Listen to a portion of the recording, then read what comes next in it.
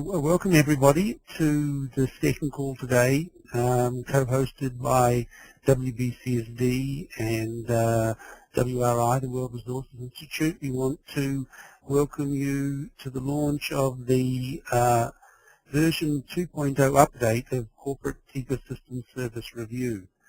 ESR, and that's what I'll call this publication, as you know, is a structured methodology that helps business managers proactively develop strategies to manage business risks and opportunities arising from their company dependency and impact on ecosystems. The program for this afternoon's call is I will, along with Susan Osmet from WRI, introduce you to ESR, in particular the second updated version. We'll then have two member companies providing short case studies of how they have used ESR. We'll be hearing from John from Dow, and then later Peter from Mondi, and then we have an opportunity for some questions and discussion. And please remember to use the chat function on your screen for any comments or questions. Okay, so I'm reading that everybody can hear me, so I will continue. So just to introduce WBCSD, it's a coalition, a globally led coalition of some 200 international companies from over 35 countries and 22 sectors with a shared commitment to sustainable development. So that's about economic development, economic growth that also delivers on social objectives and is based on ecological balance and within the ecological limits. Collectively, our members represent 15 million employees, or employ 15 million people, $7 trillion US in annual revenues, and $6 trillion in market capitalization. And in terms of ecosystems, our connections are, we have a focus area that looks at ecosystems as a cross-cutting issue. We have a water project that looks specifically at water-related issues, and we also have a growing forestry and forest products value chain cluster. And other parts of our organization that touch on ecosystems is our energy and climate focus area, and our cement sustainability initiative is also working on ecosystems. Now on to, if it's okay with Susan, introduce WRI, who we've worked with for many years. WRI is a non-profit global environment and development think tank that goes beyond research to find very practical ways to protect the planet and improve people's lives. So WRI seeks to transform ideas into action, and these ideas very much rely on very solid science and very solid analysis. WRI is collaborative by nature. We certainly work with them, WBCSD, in a number of areas, including ESR. And for over 30 years, they've worked with governments, companies, and civil society to create practical solutions to urgent environmental and development challenges that we all face. Just a few words on the type of ecosystem services. The Millennium Ecosystem Assessment identified several categories of ecosystem services, which we use in the ESR guide. The first are provisioning services. These are very tangible goods that we receive from ecosystems, things that we can touch, things that we use as businesses, such as fresh water and food and timber.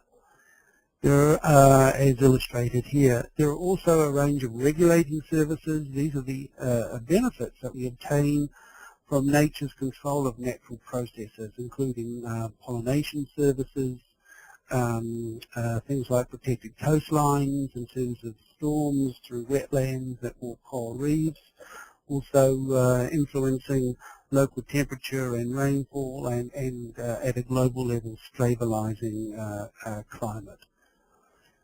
There are also a set of cultural services. These are the non-material benefits that we receive from ecosystems, such as recreation and tourism and cultural identity. There is a fourth type of service referred to as supporting services. These underpin and support the others. Things like nutrient recycling, photosynthesis, These supporting services are more difficult to assess and generally are included in the other three categories. Those of you who are familiar with the TEEB report, TEEB standing for the Economics of Ecosystems and Biodiversity, a G8, 2 or 3 year program that looked at quantifying ecosystem benefits and also quantifying policy in action. The TEEB analysis uses the same typology and very much builds on the TEEB process. One insight from the Millennium Assessment was that we depend on these ecosystem services or benefits for national economic development, but also as individuals. And thus conserving and sustainably managing ecosystems is not necessarily contradictory to development. Rather, it's the very foundation of long-term economic growth. In terms of a key finding, or the key finding from the Millennium Ecosystem Assessment was a status report on the world's ecosystems. And essentially, what the MA summarized that ecosystems had declined in quantity and quality more rapidly and extensively over the last 50 years than ever before, reflecting economic development and population growth. And that in fact 2/3 of the major ecosystem categories that they assessed have become degraded over this period. Only a few ecosystem services, and these are showed here in red, have increased over the past 50 years, and these are generally those relating to food production. Most of them have degraded, shown here in red, and in some areas there was mixed findings. Increase in some areas in both quality and quantity, but declining in others. And of course the scientists from the Millennium Ecosystem Assessment projected that this degradation trend will likely worsen in the first half of the of this current century, again driven by population growth and economic growth. And those of us that work in this area will be aware that the reports put out by a number of other UN-related agencies like the FAO on forests, like IUCN in terms of protected areas or Red List, the World Bank with its assessments, UNEP's assessment of environmental health, reports of the IPCC. These again show clearly that this trend line of degradation is continuing and possibly accelerating. These trends, of course, matter not only to the biologists and the scientists who research them and measure them, but to us as companies as well. This is because, for a number of reasons, or a couple of key reasons, companies' impact on ecosystem services, and if a company impacts on a service is negative, it opens itself up to legal or reputational risk. And we've all heard about some companies who have had to pay compensation for environmental damage which they have caused. Companies also depend upon ecosystem services, and if an ecosystem service that a company depends on declines in quantity or quality, then that company can face significant operational risk. They can put bigger assets that it has at risk. And let me just share with you two real-world examples to show what I mean. The first relates to operational risk. In the 1990s, a hydropower company, Energy Globia, in Costa Rica, was literally losing its source of power. Landowners were clearing the forested slopes upstream of the company's dam for livestock grazing, but also for intensive agriculture.